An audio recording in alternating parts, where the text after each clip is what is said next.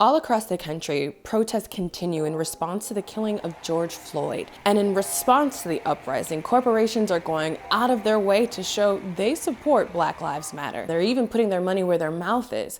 If you work at Nike, Twitter, even The Guardian US, you have off this Friday. Why? Because it's Juneteenth.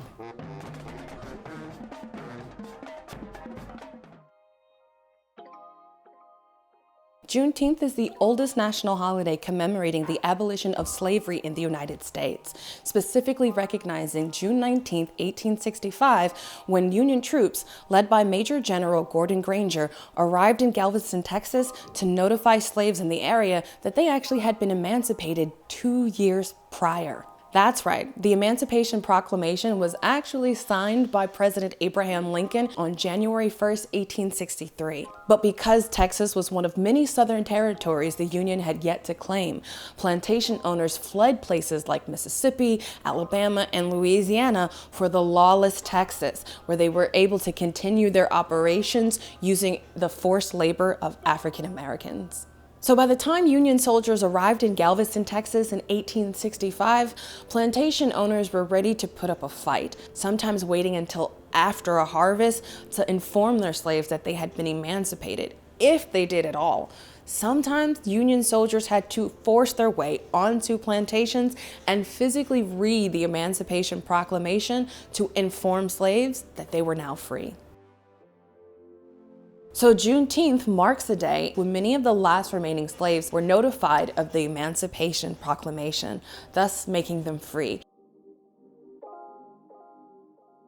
Celebrations and rejoicing from that day created an annual tradition where African Americans gather for family events, cook, sing, dance, and even read the Emancipation Proclamation or deliver speeches questioning our true progress toward equality. And that spread all across the country as Black Americans migrated north to the Midwest and out west, creating some of the largest Juneteenth celebrations all across the country. Juneteenth is recognized as a state holiday or observed in 46 states across the country, with, of course, Texas being the first to recognize the holiday in 1980. Even U.S. presidents typically acknowledge Juneteenth Day, with a proclamation released every year offering well wishes and greetings to those who celebrate. Democratic President Barack Obama did so every year of his tenure, and Republican President Donald Trump did so as well last year. Still, no president has announced a position in support of declaring Juneteenth a federal holiday, but perhaps that's changing.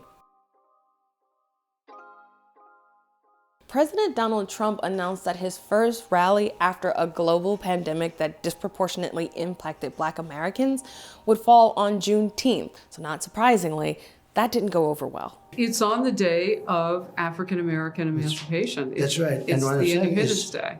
The fact that I'm having a rally on that day, you can really think about that very positively as a celebration, because a rally to me is a celebration. It wasn't done for that reason, but it's an interesting date, but it's a celebration. Both the date and location of President Trump's scheduled campaign rally hold deep significance, especially at a moment when the nation is again confronting its long history of racial injustice. And it didn't help that it was in Tulsa, Oklahoma, a city known for the worst incident of racial violence in U.S. history, known as the Tulsa Race Massacre, when an angry white mob in 1921 stormed the mostly Black town of Greenwood, Oklahoma, and burned it to the ground, killing hundreds. He is really throwing the finger up. It's infuriating. It's infuriating. It cuts. So in response to the backlash, the president in a late-night tweet acknowledged the significance of the Juneteenth holiday and decided to postpone to June 20th. He described it as a answering of the request of his African American friends in accordance with this very important occasion.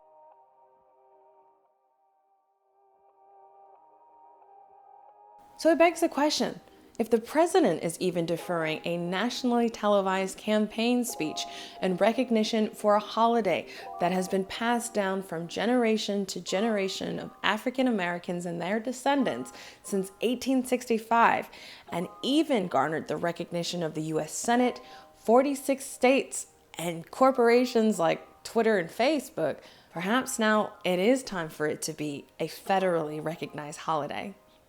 Happy Juneteenth.